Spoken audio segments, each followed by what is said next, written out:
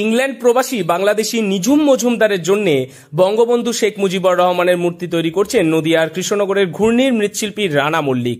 15ই August Mujibur রহমানের হত্যার দিনের আগেই এই মূর্তি পৌঁছে দেওয়া হবে বলে জানালেন শিল্পী।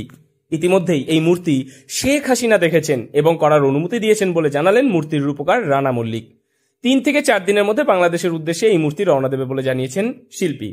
তবে বাংলাদেশে একদিকে যখন বঙ্গবন্ধুর মূর্তি ভাঙা হচ্ছে, ঠিক সেই সময় বাংলাদেশ থেকে এই মূর্তির বরাত পাওয়ার কারণ কি তা সকলেরই অজানা। আমার নাম রানা মল্লিক, আমি আর্টিস্ট। যত মূর্তিগুলো আমি তৈরি করি। আর এই যে মূর্তিটা আপনি দেখছেন, এই মূর্তিটা আমি আমাদের কৃষ্ণনগরের অনিন্দিতা ম্যামের কাছ থেকে আমি অর্ডারটা পেয়েছি। অনিন্দিতা ম্যাম বাংলাদেশের সাথে অনেক কাজে যুক্ত থাকে।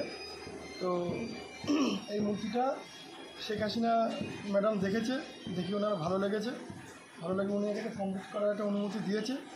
আমি করেছি এবং এটা এখন বাংলাদেশ যাওয়ার পথে 3-4 দিনের মধ্যে চলে আসবে। যে দেশের মানুষেরা একসময় জাতির পিতার মূর্তি গুড়িয়ে দিয়েছিল বা দিচ্ছে, সেই দেশেই এবার পৌঁছে যাবে বঙ্গবন্ধু শেখ মুজিবুর রহমানের একটি নতুন মূর্তি। কৃষ্ণনগরের ঘূর্ণির মৃৎশিল্পী রানা মল্লিকের মূর্তি খুব শীঘ্রই পৌঁছাবে বাংলাদেশে। 15ই আগস্টের আগেই মূর্তিটি পৌঁছে যাবে সেই দেশে, এমনটাই জানাচ্ছেন শিল্পী রানা। তার কথায় এই কাজটা শুধু তার কাছে একটি বরাত নয়, এটি তার জীবনের, শিল্প জীবনের শ্রেষ্ঠ দায়িত্ব। তিনি গর্বিত যে তিনি বঙ্গবন্ধুর মূর্তি তৈরি করছেন। বাংলাদেশে যাচ্ছে।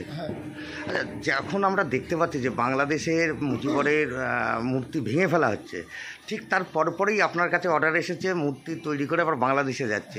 কি মনে হচ্ছে আপনার? এটা মনে হচ্ছে কি আমার মনে হচ্ছে আবার একটা নতুন যুগ চলে আসছে।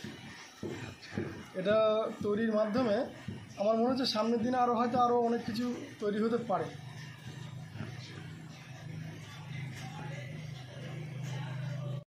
উল্লেখ্য, বছরখানেক আগেই আন্দোলনে উত্তাল বাংলাদেশের একাধিক অঞ্চলে বঙ্গবন্ধুর মূর্তি ভাঙা হয়। সেই বিদ্বেষের ছায়া কাটেনি পুরোপুরি, কিন্তু সেই বাংলাদেশেই ফের তার তৈরি বঙ্গবন্ধুর মূর্তি পাঠানোর দায়িত্ব পেয়ে আবেগে ভাসছেন শিল্পী। বাংলাদেশের নিঝুম মজুমদারের কাছ থেকে বরাত পেয়ে বঙ্গবন্ধুর মূর্তি করার কাজ শুরু করেন তিনি। রানা মল্লিক বলেন, ওর কাছ থেকেই বরাত পেয়েছিলাম, তারপরেই আমি কাজ শুরু করি। এখন প্রায় সম্পূর্ণ, 3-4 দিনের মধ্যেই মূর্তিটি পাঠানো হবে। শিল্পীর দাবি, বাংলাদেশের প্রধানমন্ত্রী শেখ হাসিনা নিজেও এই মূর্তি দেখেছেন এবং প্রশংসা করেছেন। যদিও সরকারি তরফে এই বিষয়ে কোনো মন্তব্য এখনো পাওয়া যায়নি, তবে স্থানীয় শিল্পমহলে রীতিমতো উত্তেজনা। ঘূর্ণির মৃৎশিল্পীরা গর্বিত, তাদেরই এলাকার এক শিল্পীর হাত ধরে এমন ঐতিহাসিক মুহূর্ত তৈরি হচ্ছে। রানা বললেন, যেখানে তার মূর্তি ভাঙা হচ্ছিল, অন্যদিকে আমি মাটির ছাঁচে তাকে গড়লাম, এটাই শিল্পের জবাব। নদিয়া থেকে মৈনাক দেবনাথের রিপোর্ট, লোকাল 18 বাংলা।